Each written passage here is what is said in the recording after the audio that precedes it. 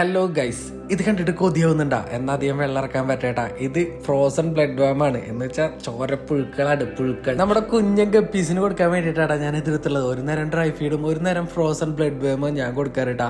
ഇതുകൊണ്ട് നമുക്ക് നല്ല ഗ്രോത്തും നല്ല ക്വാളിറ്റിയും മെയിൻറ്റെയിൻ ചെയ്യാൻ പറ്റും. ഇതുപോലെ ഫ്രോസൺ ബ്ലഡ് വാം തന്നെ കൊടുക്കണം എന്നില്ല കേട്ടാ. നമുക്ക് മൊയിന് കൊടുക്കാം, RTB കൊടുക്കാം. ഏതെങ്കിലും ഒരു ലൈഫ് ഫീഡ് ഒരു സമയം നമ്മൾ ആഡ് ചെയ്ത് കഴിഞ്ഞാൽ നല്ല വ്യത്യാസമാണ് ഉണ്ടാവും നമ്മുടെ ഗപ്പീസിന്റെ ഗ്രോത്തിൽ. അത് മാത്രമല്ല ഗൈസ്, ഡ്രൈ ഫീഡ് പകുതി ഒഴിവാക്കിയാൽ തന്നെ വെള്ളത്തിൽ ഫോം ആവണ അമോണിയയുടെ അളവ് നല്ല രീതിയിൽ കുറയും. അവിടെ നിന്ന് ഞാൻ നേരെ പോയി നമ്മുടെ സീബ്ര കുഞ്ഞുങ്ങളുടെ അടുത്തേക്ക് കേട്ടാ. അവർ കുറച്ച് തീറ്റിട്ട് കൊടുത്തപ്പോൾ നോക്കി എല്ലാവരും ഒന്ന് വട്ടം പിടിച്ചുവിട്ടാ.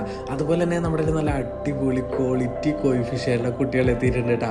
വെറും 12 രൂപയാണ് ഹോൾസെയിൽ റേറ്റ് വരുന്നത്. നമുക്ക് റീറ്റെയിൽ കുറച്ച് പീസ് എടുക്കുകയാണെങ്കിൽ 15 രൂപ പെർ പീസ് വരുന്നുണ്ട്. അങ്ങനെ ഇരിക്കാതെ ഒരു ഡെഡ് ആയിട്ടുള്ള കോയിഫിഷ്യനെ കിട്ടിയിട്ടാ. നോക്കി അതിന്റെ കണ്ണൊന്നുമില്ല, ആരോ അത് കൊത്തിപ്പറിച്ചു. അതുകൊണ്ട് തന്നെ ഞാൻ അതിനെ മൊത്തത്തിൽ കൊത്തിപ്പറിക്കാൻ നമ്മുടെ ആരാപ്പയ്മയ്ക്ക് ഇട്ട് കൊടുത്തു. അപ്പോൾ ഈ അപ്പുറത്തെ ടാങ്കിൽ നിന്ന് നമ്മുടെ സെവറം നമുക്കും കൂടി എന്തെങ്കിലുമൊക്കെ താടേ എന്നുള്ള മട്ടിലാണ് നിൽക്കുന്നത്. ഞാൻ അടുത്ത് പോയതും ഇവൻ പണ്ടേ ഉടായിപ്പ എന്നുള്ള രീതിയിൽ അവന്മാർ അങ്ങോട്ട് പോയി. ഈ ഒരു ടാങ്കിൽ നിറയെ ക്രാഫിഷിന്റെ കുഞ്ഞുങ്ങളെ കാണുന്നുണ്ട്. അതുകൊണ്ട് തന്നെ ഞാൻ എന്റെ മദർ ക്രാഫിഷിനെ ഇതിൽ നിന്ന് എടുത്ത് മാറ്റാം. കണ്ടില്ലേ, ഇതിന്റെ ഇടയിൽ ഒറ്റ കുട്ടികളില്ല. പിന്നെ പഴയ ടാങ്കിലേക്ക് ഇടാം. അങ്ങനെ നിൽക്ക് ഇതേ ഗൂ നമ്മുടെ ഫാമിലേക്ക് വന്നു കേട്ടാ. അവൻ ഫാമിലേക്ക് വരുന്ന തന്നെ നമ്മുടെ അരാപ്പയ്മയ്ക്ക് ഫീഡ് ചെയ്യാനാണ് കേട്ടാ. അപ്പൊ ഇന്ന് ഞാൻ പറഞ്ഞു, നീ ഇന്ന് അരാപ്പയ്മയ്ക്ക് ഫീഡ് ചെയ്യണ്ട, ബാക്കി കുറച്ച് മീനുകൾക്കൊക്കെ ഫീഡ് ചെയ്യാൻ പറഞ്ഞിട്ട് കുറച്ച് തീറ്റ എടുത്ത് കൊടുത്തു.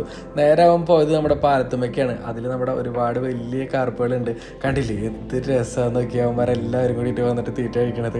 എനിക്ക് ഭയങ്കര ഇഷ്ടമാണ് കേട്ടോ ഇവരൊക്കെ ഫീഡ് ചെയ്യാൻ വേണ്ടിയിട്ട്. കാരണം അമ്മാതിരി ക്വാളിറ്റി ഉള്ള കോയിഫിഷ്യലാണ് കേട്ടോ ഈ ഒരു പോണ്ടിൽ കിടക്കുന്നത്. ആളെല്ലാ മീനുകൾക്കും ഫീഡ് ചെയ്യണമെങ്കിൽ ആളുടെ ഉള്ളിൽ അരാപ്പയ്മയ്ക്ക് ഫീഡ് ചെയ്യണം എന്നാട്ടോ. അതുകൊണ്ട് തന്നെ ഞാൻ അരാപ്പയ്മയ്ക്ക് എന്തെങ്കിലും പിടിച്ച് കൊടുത്തോടാന്ന് പറഞ്ഞപ്പോൾ ആളൊരു വലിയ വല എടുത്ത് വന്നു മീനെ പിടിക്കാൻ. അപ്പൊ ഞാൻ തന്നെ വേഗം പോയിട്ട് ചെറിയ വലയിൽ 2-3 ഡെഡ് ആയിട്ടുള്ള ഫിഷുകളെ പിടിച്ച് അവന് കൊടുത്തു.